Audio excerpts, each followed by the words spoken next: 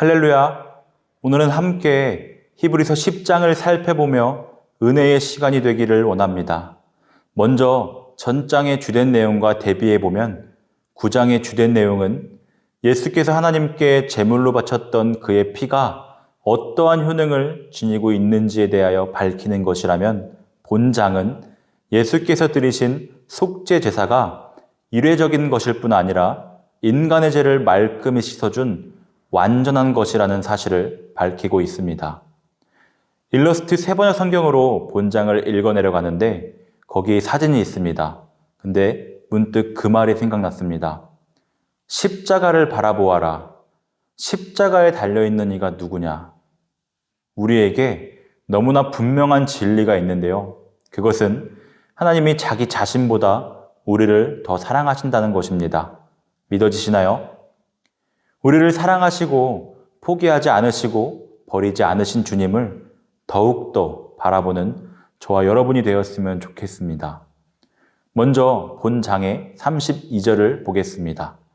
전날에 너희가 빛을 받은 후에 고난의 큰 싸움을 견디어낸 것을 생각하라.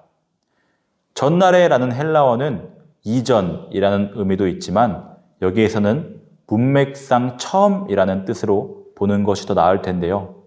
이 수신자들이 처음 그리스도인이 되어 모든 손해와 핍박에도 뜨겁게 신앙생활하던 시절을 의미하고 있기 때문입니다. 히브리서의 저자는 그때를 생각하라, 기억하라 하며 강력하고 웅변적인 권면을 하고 있습니다. 왜? 그들은 신앙의 회의와 무기력으로 인해 복음을 저버리고 유대교로 돌아가려는 위험 가운데 있었기 때문에, 그래서 믿음과 인내로 승리하도록 격려하고 권면하고 했던 것입니다.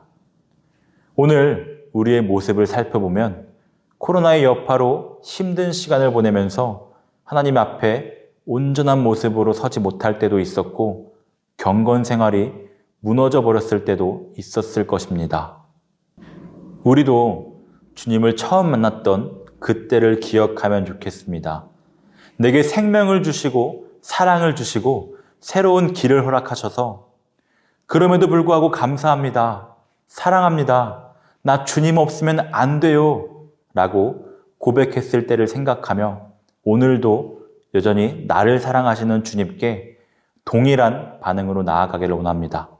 더 나아가 오늘 본문을 통하여 구원받은 성도가 어떤 삶의 자세를 지녀야 하는지 권면들을 살펴보며 우리의 신앙을 점검해 보기를 원합니다. 22절입니다. 우리가 마음의 뿌림을 받아 악한 양심으로부터 벗어나고 몸은 맑은 물로 씻음을 받았으니 참 마음과 온전한 믿음으로 하나님께 나아가자. 아멘. 그리스도께서 우리를 위하여 흘리신 보혈의 공로가 무익한 것이 되지 않게끔 항상 자신을 돌아보며 깨끗한 양심의 믿음의 비밀을 가진 자가 되기를 힘써야 하겠습니다. 여기서 참 마음은 원어상의 의미대로 직역하면 거짓 없는 마음이나 진실하고 충성된 마음을 가리키며 온전한 믿음이란 충만한 믿음, 곧 부족함이 없이 100% 확신으로 가득 찬 믿음을 의미합니다. 우리가 하나님께 나아갈 때 아무 준비 없이 나아가는 것이 아니라 참 마음과 온전한 믿음이라는 아름다운 예물을 준비해야 할 것입니다.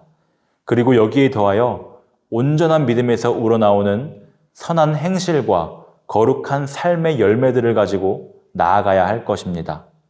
그리하여 재물보다 우리의 마음과 삶을 더 원하시는 하나님께 이러한 영적 예물을 드림으로써 하나님이 기뻐하시는 산 제사를 드리는 우리가 되어야 할 것입니다.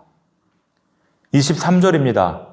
또 약속하신 이는 미쁘시니 우리가 믿는 도리의 소망을 움직이지 말며 굳게 잡고, 미쁘다라는 말은 신뢰할 만하다라는 의미를 가지고 있습니다.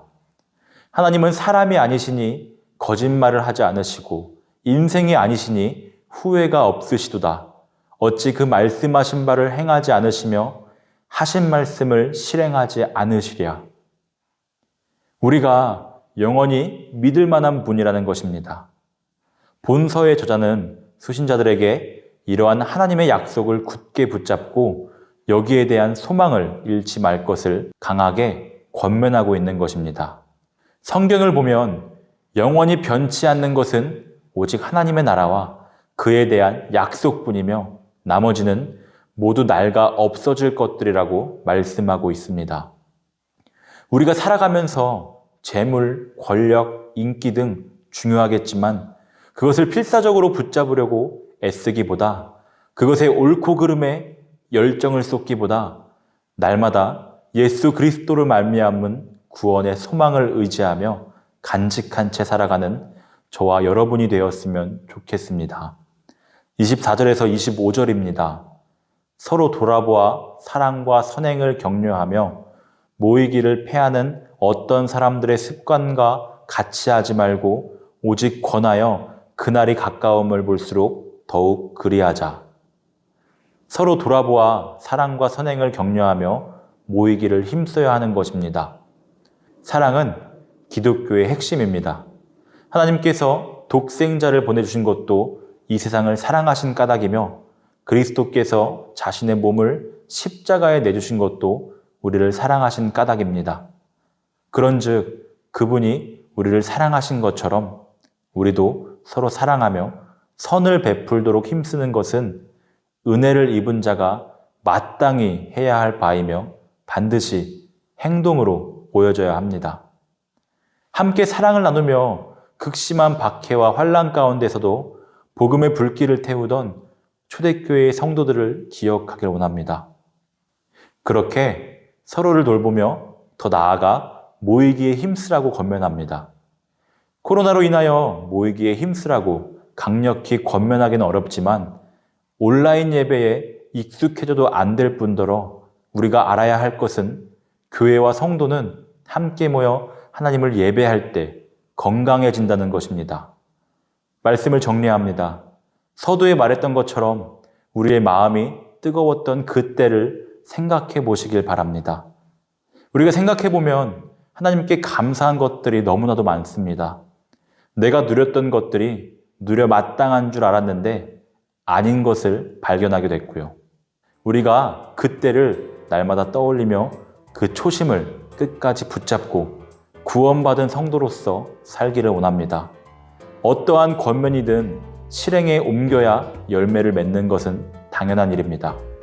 우리에게 주어진 이 말씀에 반응하며 기쁨으로 승리하는 오늘이 되기를 축복합니다.